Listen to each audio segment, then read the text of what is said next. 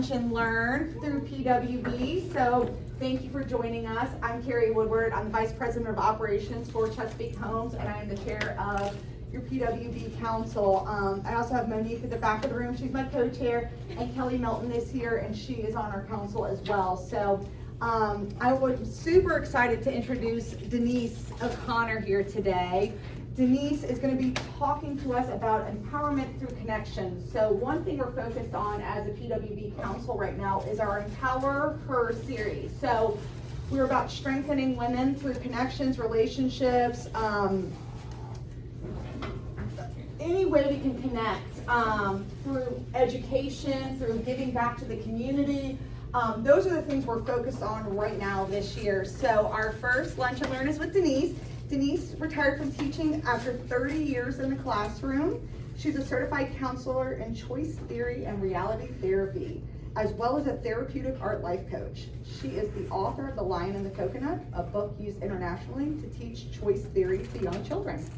Denise lives in Chesapeake with her husband Brennan, who is the CFO of Sasser Construction. They have 2 adult children and a very cute cat. So we're super excited to have Denise here today, so please listen up.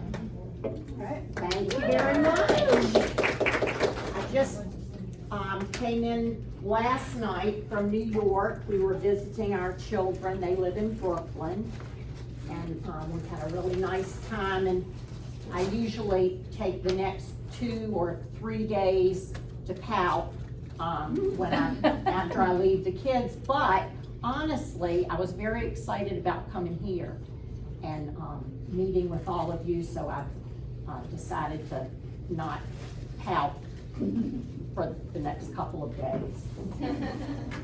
Anyway, this is the first one, right, Kelly? This is the first one? Well, that's good, because this is going to be as basic as you can get concerning relationships and connections. In other words, we're going to start with, the foundation and help one another learn how relationships are best created, sustained, and nurtured in our personal lives, in our professional lives, with ourselves, with our significant others, our children, our friends, our family, our co-workers, and so forth and so on. Because once we kind of understand how relationships work and how we might best behave in ways that promote strong, meaningful, fulfilling relationships, then we can go out in the world and do that, right? Please don't hesitate to shout out if you have a question or a comment. I may ask for some participation or some examples, and if you feel confident enough to share, please do, okay? I promise to be mindful of your time. I need to be totally quiet by what time, Kelly? 1:30? Yeah. Oh, absolutely, that's no problem. Okay. So hopefully this will be something interesting for you and something that you can take home with you and think about maybe when you're driving in the car or having a bath or whatever you're gonna do, and put some of it to work for you, okay?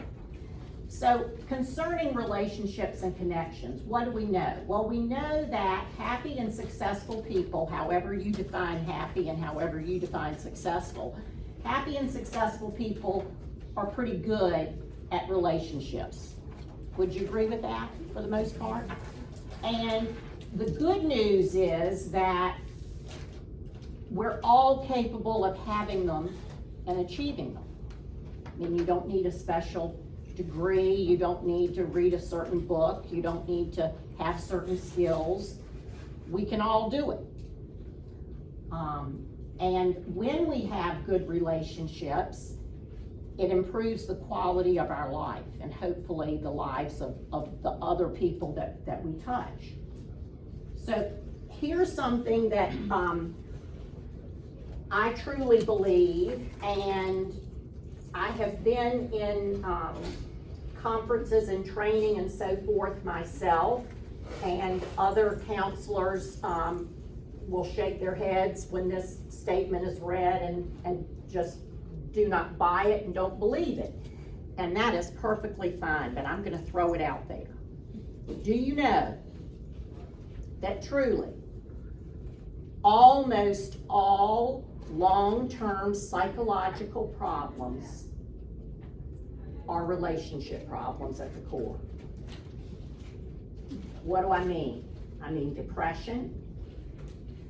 I mean addictions of all kinds, eating disorders, anxiety disorders, OCD, just about, I didn't say all, just about all long-term psychological problems are relationship problems at the core. That doesn't mean that that's the only thing going on. But here's kind of my proof towards this point. When I had a private practice and I met one-on-one with people, and by the way, I always made sure that my clients knew that A, I'm not a psychologist, because I'm not. I am a certified counselor, but I worked with otherwise healthy people who were having relationship issues, whether that relationship was with themselves, with their in-laws, with their spouse, with their co-workers, whomever.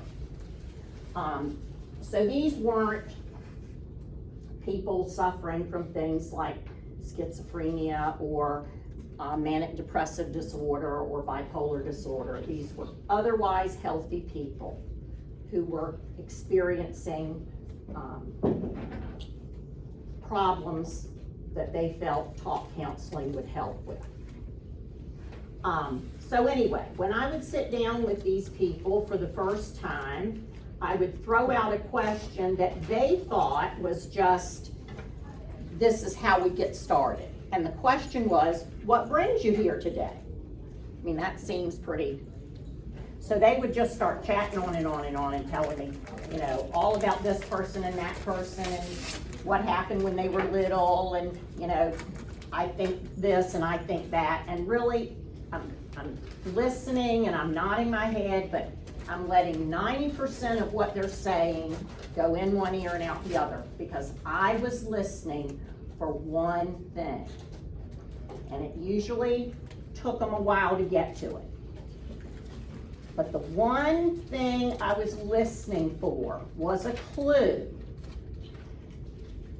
about a primary or important relationship in their life that was not working properly, or that was not need satisfying and fulfilling, because that's where I needed to begin. Not what, you know, happened when they were little or if they were bullied. All that stuff is important. But really and truly, I was listening for a clue that would tell me what relationship in their current day life was not need fulfilling and satisfying. And we would start there.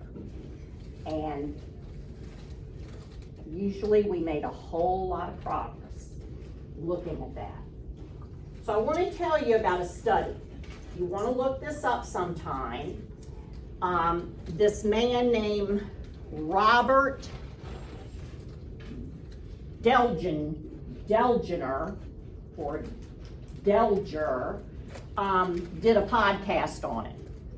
But anyway, the study is called the Harvard Study of Adult Development. So everybody is supposed to be really impressed because I just said Harvard. So all, you know, these are smart people, right? This is a very famous study because it's the longest one to date. It is still going on, and it started after World War II in 1945. Around 1945 it started. So these professors and researchers from Harvard University got together and decided that they were going to try and find out if there were any predictors. If you look at a person's life, if there were any predictors that we could look at and say, if you do this, you are going to have an acceptable amount of happiness throughout your life. Just listened to a podcast, Mel Robbins just did it 2 weeks ago. Did he on this Yes, study? She. Mel Okay. Robbins did it on this study, and the current person who is doing it did the podcast with her. Okay, Yes, excellent. it was I phenomenal. haven't read it yet or listened to it yet, but I am going to. Because they're resurrecting this study. Oh, and it's, like I said, it's a very old study. Now the people they're talking to are the fourth and fifth generation from the original folks, but that's interesting I that just I listened to it didn't on a know. walk the other 2 weeks ago. Okay. Well, good for you. I get a button today. Anyway,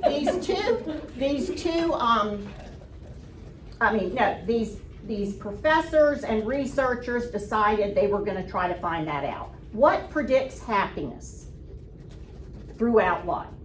So, they picked two groups of people. They picked a group of Harvard graduates that were in their early 20s to study. And so let's say they were educated and they were middle to upper socioeconomic groups.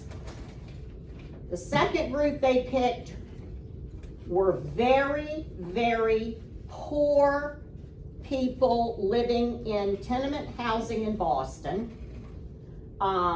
Many of them did not even have running water. They were also in their early 20s, so let's say they were not educated and lower socioeconomic status. So they were trying to cover all the bases.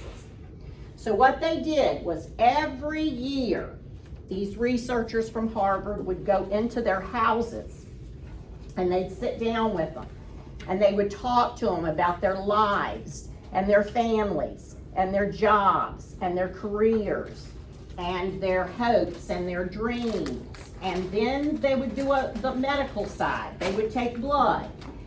They would weigh them. They would talk to them about their lifestyle and their eating habits. They would even give them a brain scan. They would give them EKGs. They tried to cover everything. And so after thousands and thousands and thousands of pages of data collected,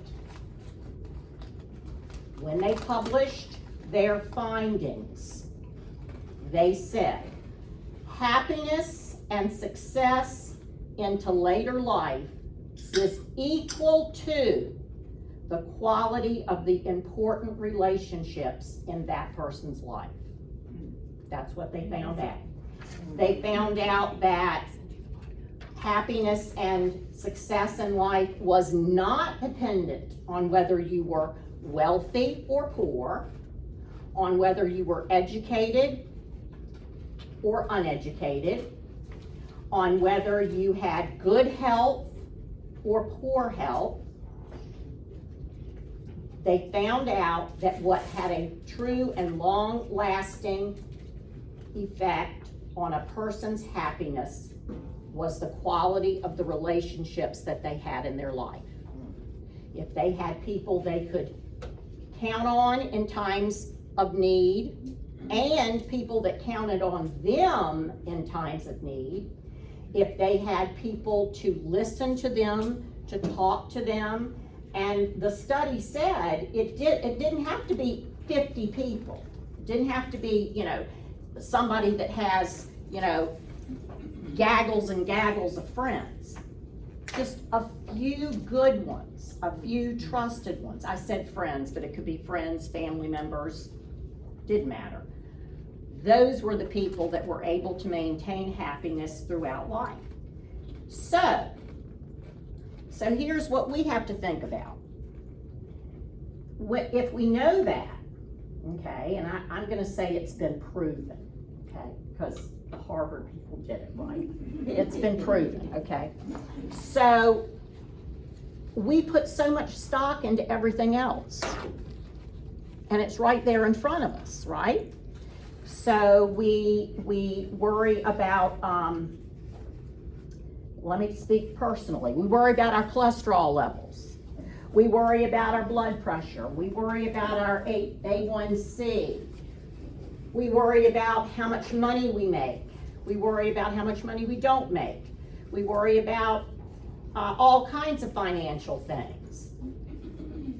We worry about making sure we get enough exercise. We worry about making sure that we eat right. And of course, all of those things are good. But then sometimes we don't think about what we know truly contributes to happiness, and that's the relationships that we have with other people, because we were created to be herd animals, right? We weren't created to be alone. And if we can figure out a way to get along with other people in a meaningful and respectful way, I think a lot of the problems in the world would be solved, right?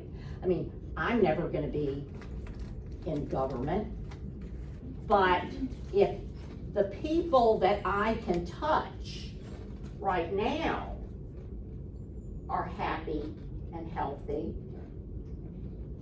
and in a good mindset, then, you know, it's like a ripple effect.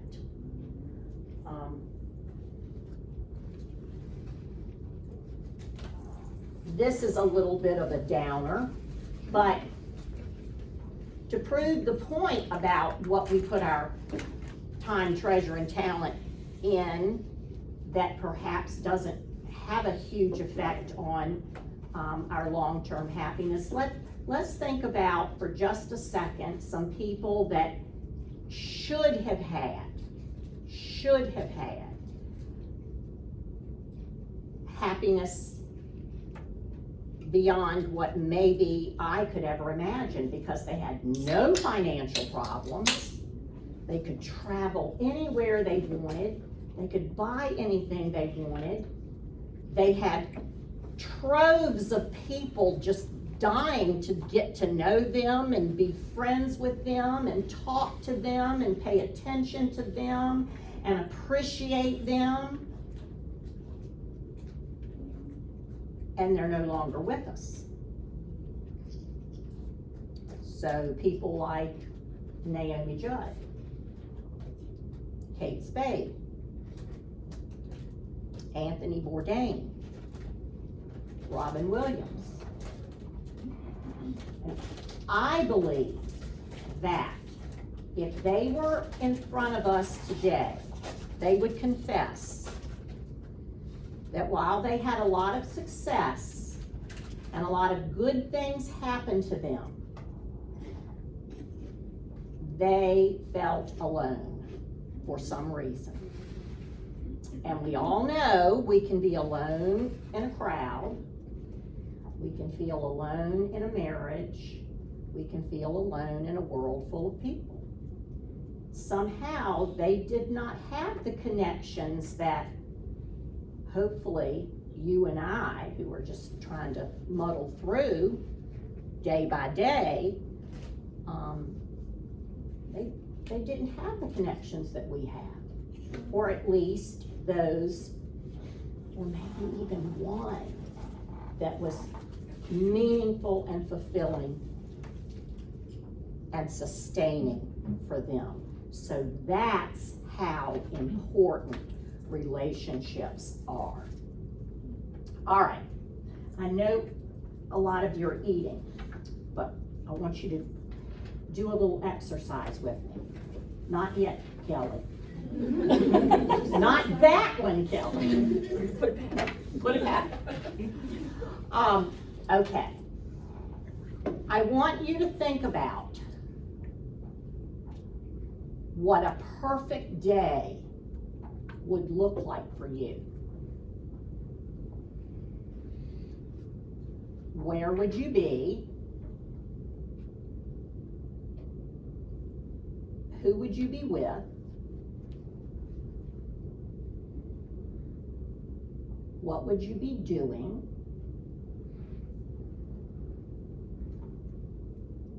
What would you be wearing?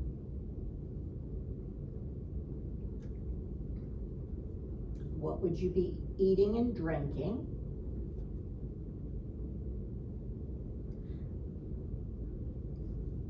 And then think about this. If you were to become famous for something, like big famous, like really famous, if you were to become famous for something, what would it be? Do you remember talking about this at the beach? I think Do you remember what you said? Oh, yes. What'd you say? Be a dancer.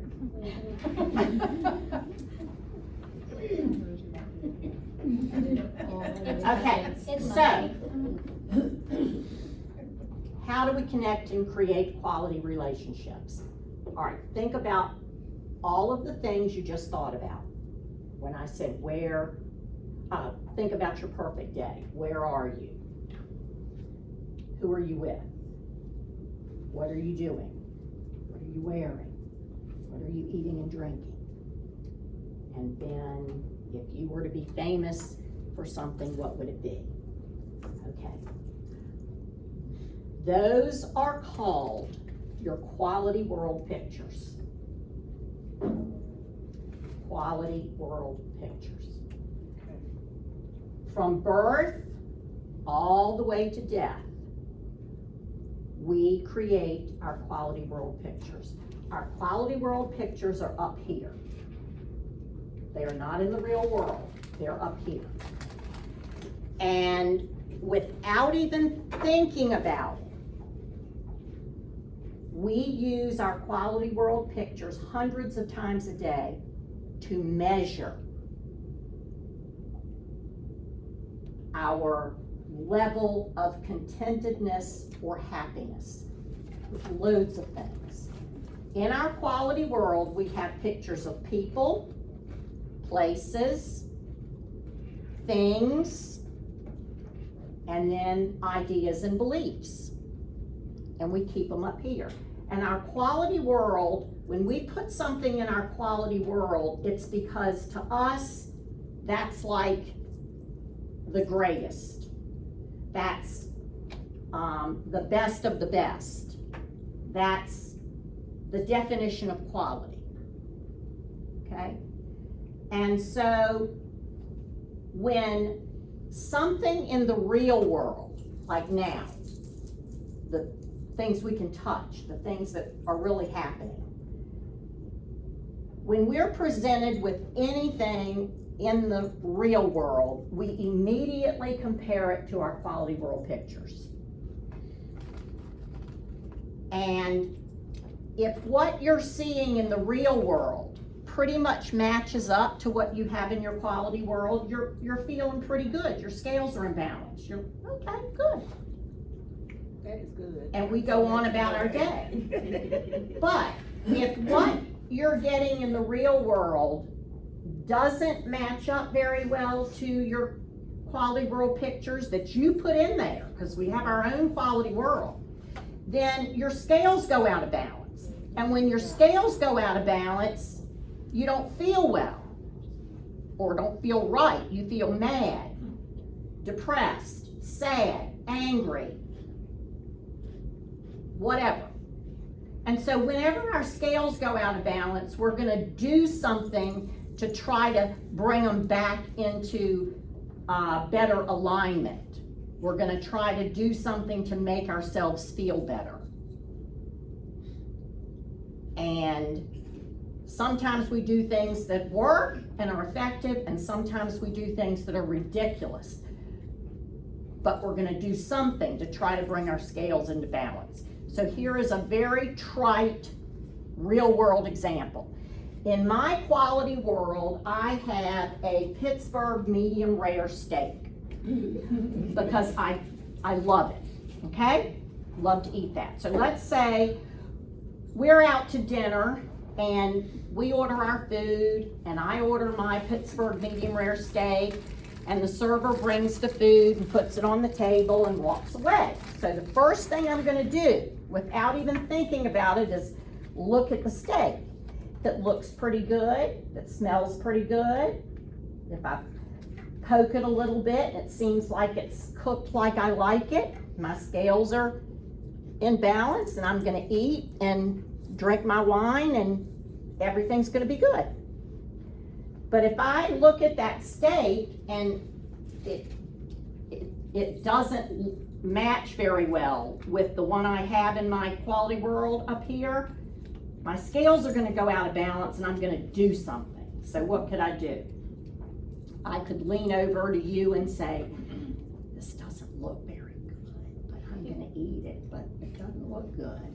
Okay, I could do that. I could do nothing. I could suffer in silence. Lots of us are so good at just suffering in silence, you know? What else could I do? I could scream for the server, and when this poor server comes back who did not cook the steak, and I know that, I could say, get this out of here, this is awful, I'm not paying for this, this is not, you know, you can make a fool out of yourself. And of course that wouldn't be very productive, and it wouldn't really work, but we do it sometimes, don't we? So anyway, there's a myriad of things we can do when our scales go out of balance to try to make ourselves feel better. You know, sometimes they work, sometimes they don't. And we can also think about that when we see someone, you know, in a store or wherever just losing it. And it especially bothers me when I see them doing it with little kids. And it takes everything I have to walk away and just not get involved when it's absolutely none of my business. But sometimes the thing that I can do to help myself not be involved in the situation is for me to say that her scales are way out of balance. Something going on in the real world that's not meeting her quality world picture, and she's just trying to make her feel better and make herself feel better. She's just not picking something's working very well.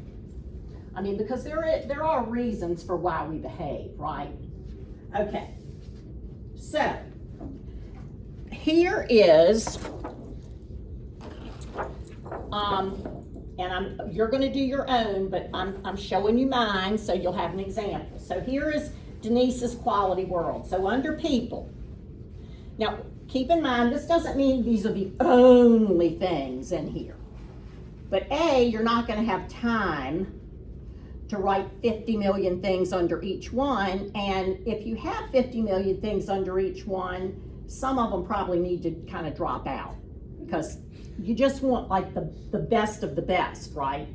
So under people, I have Brennan, who is my husband, Chandler and Chelsea, who are my kids, my nanny, who's my grandmother, my parents and extended family members, some really good friends, and then Jane Goodall, because I always wanted to work with A's. So places, the Outer Banks, Ireland, wineries, antique and vintage stores, and my classroom, because I was a teacher. Okay, things, my cat, my house, my car, certain pieces of jewelry that have sentimental value to me, art, music, and dancing, parties, wine and glassware, because the glassware to me is more important than what's really in the glass. Okay, and then ideas, beliefs. I have spiritual beliefs, I have political beliefs. I put the word helpers because I always have a soft spot for anybody who is in a helping profession of anybody. Children first, and I don't know why I wrote that, because I think there is actually like an organization or something called Children First. Okay, I'm not saying I don't like that organization, I don't know anything about it, but I didn't mean that. What I meant was, I have a belief that we should always take care of children and their needs. Okay, fairness is a big thing with me. Welfare of animals. My husband laughs at me because when those SPCA commercials come on where the animals are chained to the thing and it's cold out and they're hungry and skinny, I make him change the channel, and he always says, it's not right that you can watch the poor St. Jude commercials with these poor suffering children and you don't ask me to change the channel, but you can't stand to watch the SPCA commercials, but it just is what it is. And then the last thing I put was volunteerism, because I really believe in volunteering where you can. So those are things in my quality world, okay? So Kelly is gonna bring you a piece of paper and a pen if you need one. And if you would start making your own quality world. Is it wrong that when you were reading people, my dog was the first person in my head for my people? That's not, there's nothing wrong, no, of course not. Just kind of lend an ear to this next part, so that you will have understanding of it. So if I go back and look at my quality world, these are the things that I kind of use to measure everything, you know, that happens to me in the real world and see how happy I am with what's going on in the real world. So when you have the time, go back under each category and look at the things and circle anything that might be there in your quality world, but you know, in the real world, there's a little issue with that. Okay, I'm gonna show you right now. I'm gonna circle right here where it says nanny. And my good friends know why I'm circling that. She's dead. Okay, and she was my person. She passed in 2018. Now, it's been several years, so I have found ways to turn the grief and the loss that I felt into, you know, more happy memories and gratitude for, you know, the relationship I had with her and the time I had with her. But she is still a big part of my quality world. I won't ever get her back, and there's no way for me to get her back. And for the rest of my life, where that is concerned, my scales are still going to be a little bit out of balance. And some days, I don't think about it much. And other days, it for some reason, it bothers me a lot. And so if you ever ask yourself, you know, something must be wrong with me, because some days I'm perfectly fine with, you know, X, Y, or Z that's going on, and other days, you know, it bothers me and, you know, I must have some kind of problem. Well, no, it's just that it is a part of your quality world that you're not able to fulfill, and some days it really throws your scales out of balance. Places. Everything's great, but I'm going to circle my classroom. My classroom, I wish you guys could have seen it.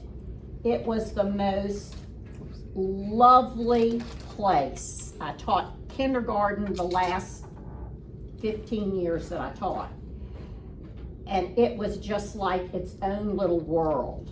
And we had little we had a little conflict corner and, you know, it was just the most colorful, fun place. Well, I don't have my classroom anymore. And all it takes is for the school supplies to start coming out in late August at Walmart or Target or anywhere that I am, and I get sick to my stomach when I start walking down the aisle because I really miss that. And I had to leave mid-year one year because of health issues and was never able to go back. So I had to retire, and I didn't have the closure that we all hope we have when we finish one job and say goodbye and everybody says, oh, I'm gonna miss you and all that. None of that happened. And so my scales are always a little out of balance where that's concerned, and that's just something I have to deal with, right? Things, well, this is gonna sound so petty, but I have to circle dancing. See, I love dancing. I love it, love it, love it, love it. And I have this Quality World picture that never comes true, and so I'm always disappointed on New Year's. Because I have this Quality World picture of my husband and I like dancing until everybody says it's midnight and all. Well, guess what?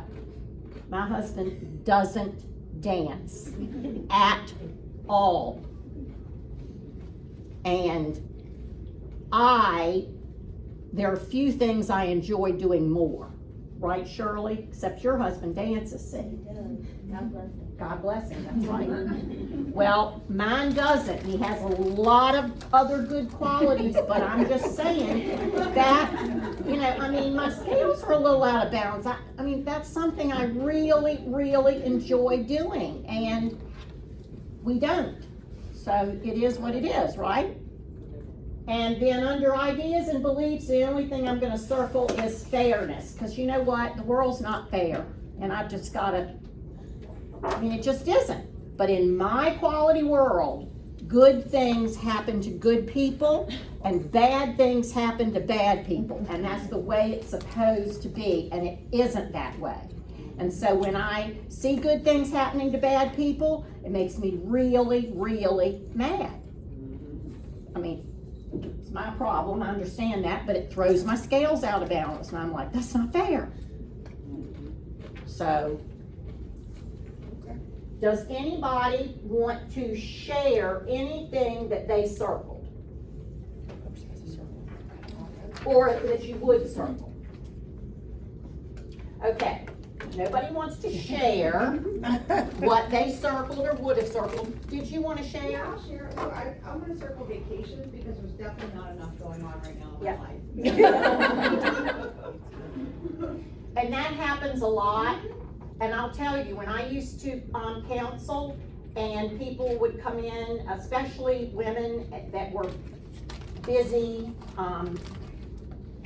probably, you know, business women or whatever, not necessarily business women, but, and they would say, you know, I'm bored with my life, I'm bored at home, I'm bored at work, I'm bored everywhere I go. It's like I have no drive to do anything anymore. It's the same old, same old, same old. And we would always start talking about Quality World pictures, and 9 times out of 10, that was somebody that loved, like, travel, for instance. Had this picture of going to all these exotic places, and they don't. And so, but at least that helps them understand they're not crazy, and that what can they do to try and bring their scales into balance a little bit better. Save money, you know, blah, blah, blah, whatever. Plan it. Okay, so let's look down at the bottom. Now, I do need your participation here. How might knowing about the quality world of a client help you to serve them better? Oh.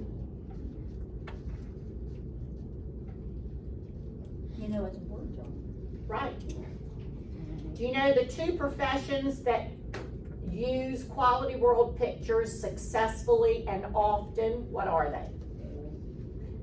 Anybody in sales and politicians.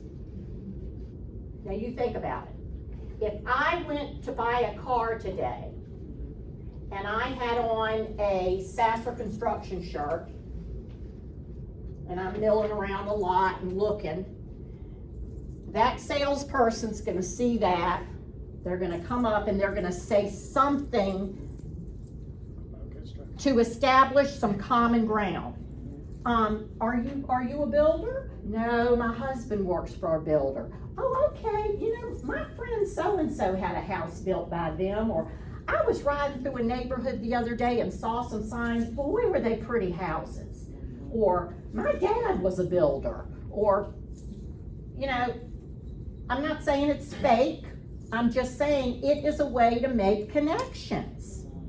And if you wanna talk to my friend Abby Brown over here and get in her quality world, walk up and start talking about her baby. I mean, cause it just works.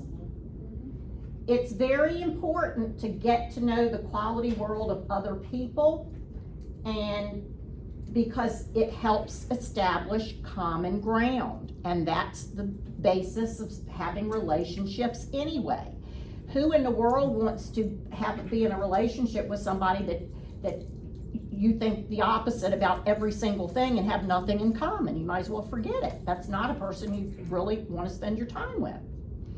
But on the other hand, you want certain people to put you in their quality world, don't you? If you've ever tried or are trying to raise a teenager, which is like nailing Jello to a tree, if you're not a part of their quality world, if they haven't some way put you in their quality world, you might as well hang it up. If you're trying to teach young children, if you're not in their quality world, they're not gonna do anything for you. Yet, you know, you think about it in your workplace. If one of your coworkers or superiors is somebody that you have developed a relationship with and you have them in your quality world, you're more willing to go the extra mile or do something that you really wouldn't want to do or stay later. But boy, if that person asks you to do something that they are, let's just say, not in your quality world, you might as well forget it, right? Okay, how about, how might you work your way into the quality world of another person? Pets, when I see a photo of a pet on their desk, that's what I mean. Right. Could everybody hear what she said? If I see a picture of a pet on the desk, she's gonna sashay over there and say, oh, look at that, that cute, I have one too. And I love my dogs. okay, that's right.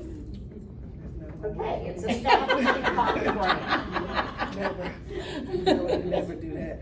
You like my dog? Just nod your head, yes or no. Did you discover or uncover anything noteworthy in your own quality world?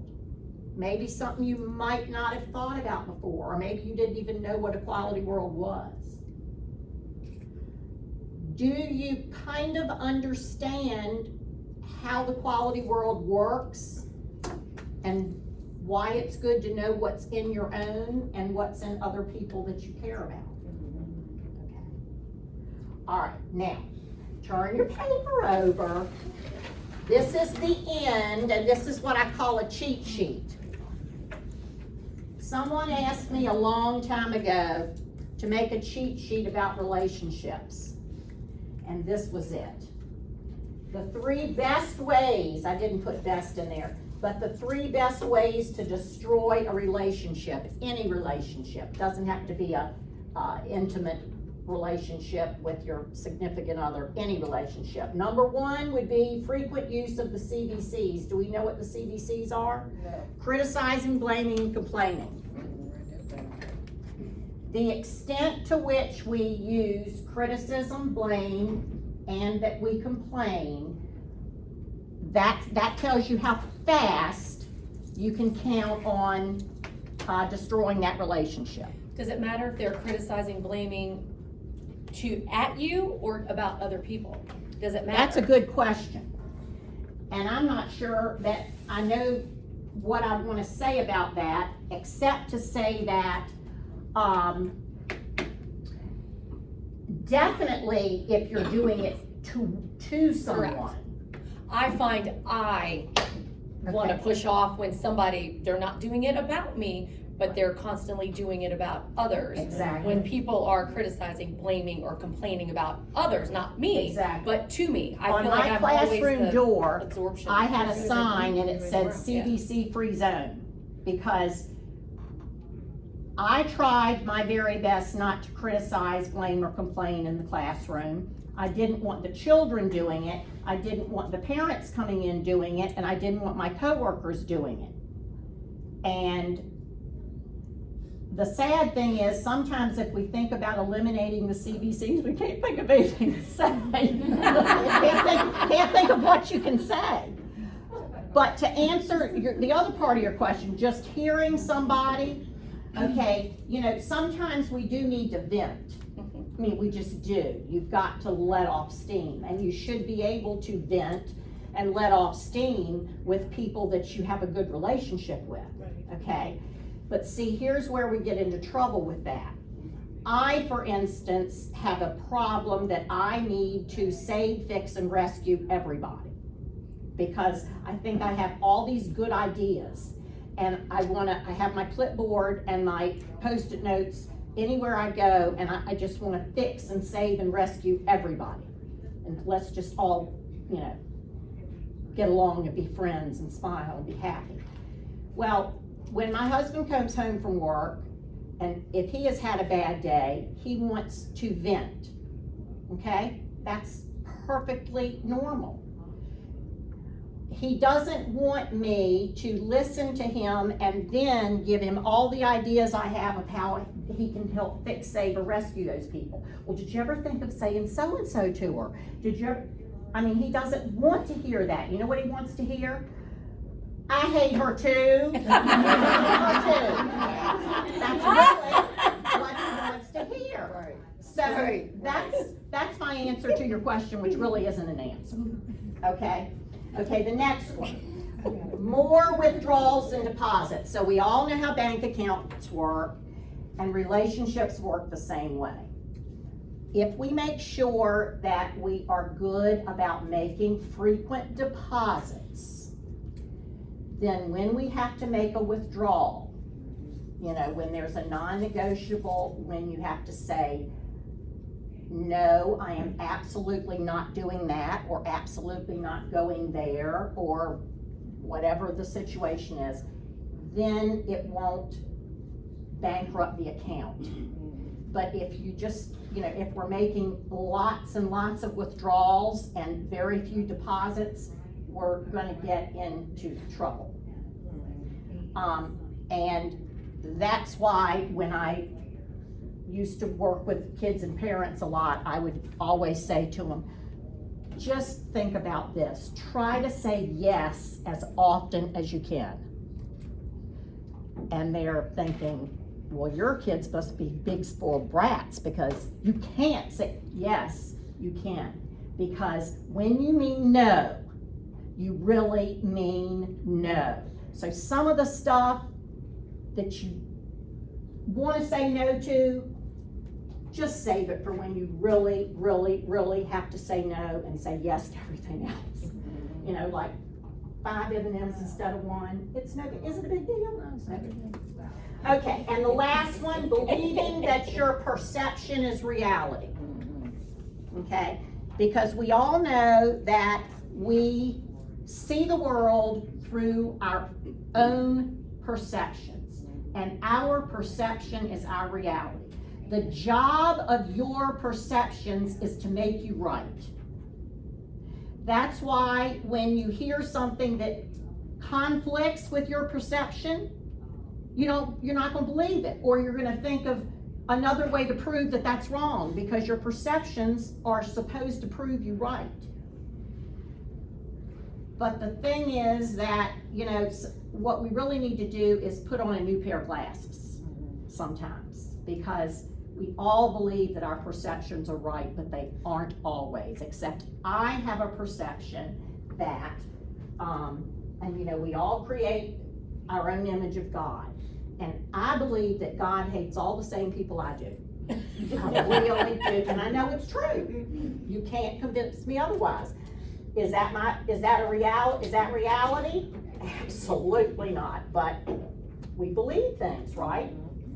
Okay, so 3 ways to build up a relationship. Very easy. Eliminate the CBCs. It's not easy to do. We did an experiment once where we tried to see how long we could go without criticizing, blaming, or complaining about anything or anyone. It was a very short experiment. Use the magic phrase often. Okay, the magic phrase sounds like a run-on sentence, but it's very meaningful. The magic phrase is what I'm about to do or say going to get me closer to or farther away from the relationship I want with this person? If the answer is yes, don't do it or don't say it. Okay? Now, why is this magic phrase even something that we need to think about? Because I hate the word compromise. I hate the word compromise because when you compromise, you have to be willing to lose. You have to give up something. So I like the word negotiate better because I think we can negotiate until there's a win-win. Now, that means you're not gonna get everything you want, but you're not gonna lose either. You're gonna get some of what you want, or maybe the most of what you want. Well, that's what this phrase is about.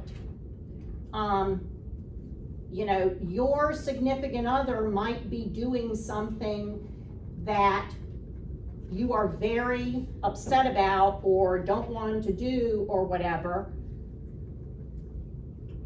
But if you can say, is what I'm about to say or what I'm about to do going to get me closer to or farther away from the relationship I want with this person, and then you decide you shouldn't say it, you've gained something.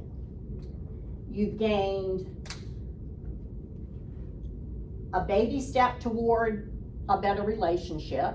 You may have gained an evening without fighting. You may have gained a good night's sleep, whatever. It's not that you're giving up everything you want for the other person. It's for the relationship you want with that person. Does that make sense? Yeah. Okay, and the last one, give up the need to control. And I think that that's probably the hardest thing and the most valuable thing, because none of us feel good when we're not in effective control of ourselves, you know, but then it goes beyond that and it's towards other people. And when we have kids, we kind of think, well, it's my job to control them, to keep them safe and pay attention to what they eat and if they're doing their homework and all that. And yeah, those things are true, but that's a little bit different from controlling.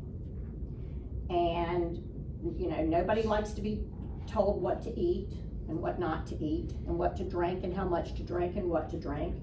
Nobody likes to be told where they can go and when. Nobody likes to be told that you may spend $20, but you may not spend $50. I mean, are there reasons why we have to tell people things like that sometimes? Yes, but it is controlling. And people don't like to be controlled. And if within a relationship we are doing a lot of things or saying a lot of things that where you are trying to control that person or control the behaviors of that person, that is not a good thing for relationships, because we all like to feel like we are in control of ourselves. And getting back to kids again, one of the main reasons why toddlers tantrum is because you are trying to get them to do something and they feel that they're being controlled. And they're at a stage in their development where they're wanting to be more autonomous, they're wanting to make their own decisions, they are the center of their own world and you're just living in it. And their scales go way out of balance, right? Because they have this quality world picture of them running out into the street. But we can't let them run out into the street, so the real world is not giving them what they want, and they're gonna fall out and scream and all that, because they feel that they're being controlled, right? Okay. I brought this poem I'm going to end with. This is an Irish poet that we love in our house. My son gave my husband this book a long time ago. His name is Seamus Heaney, and he's no longer alive, but his children got together and put together a book of his 100 best poems. And he wrote poems about everything. But since many of you have to do with the building field or mortgaging and like helping people buy houses or whatever, you know, I don't know one thing about any of that. I chose this poem that he wrote called Scaffolding, because we know what scaffolding is, right? Yes. You did? Okay. Here's what he said. Masons, when they start upon a building, are careful to test out the scaffolding. They make sure that all the planks are secure and won't slip at busy points. They secure all the ladders and tighten the joints and the bolts. And yet, all of this comes down when the job is done, showing off walls of sure and solid stone or brick. So if there sometimes seem to be old bridges breaking between you and me, never fear. We may let the scaffolds fall, confident that we have built our wall. Okay. So if you build the wall, you don't need the scaffolding anymore, right? Right. I put my best contact information down. If you get home or wherever you're going and you have a question or a comment or something you need clarification on, I am more than happy to help with that. And I thank you very much for your attention. I have to ask one person to want to give me a gift, and that is to tell me out loud one thing that you learned from today's talk. Can anybody do that?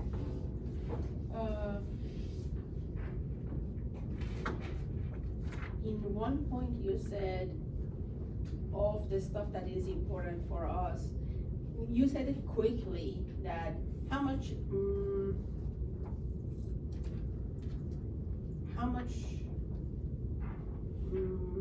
time, talent, and resources we are spending on what it is important for us.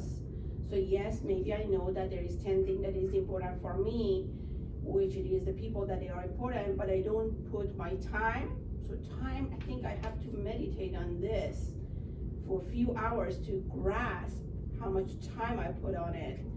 Then maybe I put time, but I don't put my talent. I use my talent for my job, but for example, if my brother is the most important person in my life, I don't put my talent on him. And the treasures, so maybe they are very important for me, but I don't put those 3 most important assets on them. Absolutely. I think that was within that Harvard study, and when they came to their conclusion of of what does clue us into long-term happiness, they were saying that we put our time, talent, and treasure into so many other things and neglect relationships that are really important to us. It's kind of a great day. Thank you.